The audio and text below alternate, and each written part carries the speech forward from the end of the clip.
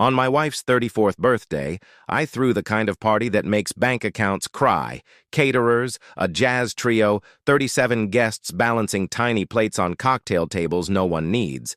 I was the proud husband until Marissa raised her glass, smiled like a magazine ad, and said, "The best gift I could ever get? Aaron, leaving my life?" The room froze, then cracked into nervous laughter. A few of her friends actually toasted. I walked out to the porch with a beer and the kind of smile you wear when you're bleeding inside. Then I went to my study, pulled a legal pad, and for the first time in 12 years, made a plan that didn't revolve around making Marissa Blake happy. The marriage behind the photos. From the outside, we were fine. Nice house, country club invitations, granite counters I spent months saving for. Inside, it was death by 1,000 cuts. You're too quiet. Too simple. Why can't you be more like Brandon? Brandon is her older brother, loud, flashy, forever closing some deal while I, a civil engineer, built the kind of infrastructure that outlives egos. Her parents treated me like a charity case their daughter had taken on. I tried harder, worked longer, learned golf, bought the house she wanted, and still, I was the understudy in the Marissa show. The toast didn't come out of nowhere. It was the thesis statement she finally said out loud. The Plan I met attorney Samuel Rhodes. Silver hair, punctual, all substance. I told him I wanted out, but clean. He sketched the blueprint. Restructure the joint accounts into a trust that covers her basics, but removes her ability to torch the finances. Sell the house to a cash buyer. Fast, quiet, protect retirement assets. All legal, all tidy, all done in a week. Once we start, he said, there's no going back. There hasn't been a back for years, I told him. Disappearing. While Marissa basked in compliments about her bravery, I packed 2 suitcases, my laptop, my dad's Timex, a few photos, and the dedication plaque from the first bridge I designed. Everything else could stay, the decor, the image, the life. We closed on the house while she was at her Friday spa ritual. On the kitchen counter, I left a single envelope. Marissa, you wanted me gone. Wish granted. The house is sold. Your expenses are covered for 2 years via trust. Utilities, groceries, insurance. After that, build whatever life you want.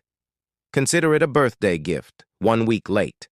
Aaron and I set the key under the mat, turned off my phone, pulled the SIM, and dropped both in a truck stop dumpster. Then I drove west, the road-out motel sheets, gas station coffee. Silence. Oddly, I slept better than I had in years. With each mile, the guilt loosened its grip and curiosity took over. I wandered back roads, ate pie at diners with names like Mel's, and remembered what it felt like to choose something without consulting a committee. The coast pulled me north, to a small Oregon town called Seabrook. Waves against black rock, gulls arguing with the wind, no one asking why I wasn't more like Brandon. Her counterstory. Within 48 hours, Marissa launched a campaign, posts about abandonment, interviews about financial abuse, even a GoFundMe, help Marissa rebuild after husband's cruel disappearance. Donations poured in. Her mother posted think pieces on deadbeat men. Her father offered pained quotes. Brandon flexed as the real man stepping up. Samuel was ready. He issued a clinical, devastating statement, the trust paying her bills, the amounts, the dates. The paper ran a correction. The radio show walked it back. The fundraiser vanished. Her narrative didn't survive contact with receipts. The sister who called, 3 weeks into Seabrook, my prepaid phone rang. Claire, Marissa's younger sister, the only person in that family who ever asked a question and waited for the answer. I saw the documents, she said. She told everyone you emptied the accounts. You didn't. Also, I was at the party. I heard the toast. It wasn't a joke. It was meant to hurt you. I should have said something that night. The floor inside me settled. For months, I'd replayed that moment, wondering if I'd overreacted. Claire's words were the first clean breath after a long dive. "She's been complaining about you for years," Claire added, "calling you boring while you worked yourself raw to fund the life she wanted. It didn't change my decision. It changed the weight I carried. A life that fit Seabrook became home the way our suburban house never did. Mornings at Diana's. Cafe. Strong coffee, stronger opinions, a hiking group on Sundays that argued about birds more than politics, freelance engineering that paid well and finished on time. I liked who I was when no one was grading me. 6 months in, the little 1940s beach cottage I rented went up for sale. The plumbing wheezed, the wiring thought about arson, and the deck was held together by stubbornness and stain.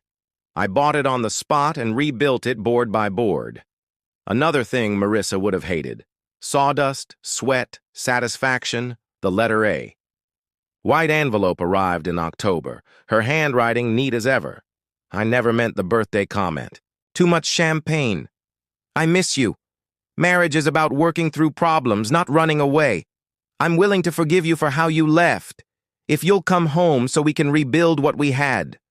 Forgive me for giving her exactly what she toasted for refusing to be the villain in a story she kept rewriting." I drafted a reply I never sent, then learned the difference between forgiveness and reunion. One frees your heart. The other reopens the wound. I burned both letters in the fire pit and watched the ash lift like small gray birds. 1 year later.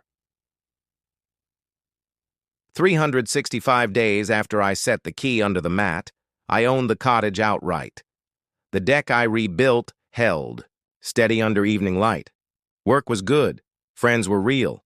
I even started dating. Slow, honest, no performances. I wrote one last letter, this time to myself. "Erin, you did what she asked. You left. What you didn't expect was the gift underneath. You stepped back into your own life. The greatest revenge isn't living well, it's living authentically. You're no longer the supporting actor in someone else's production. You're the author again." I carried a beer to the rail, the Pacific throwing itself against the rocks like it always has and always will. I raised a quiet toast, not to survival, not to spite, but to freedom. And for the first time in years, I didn't wish I were anyone else.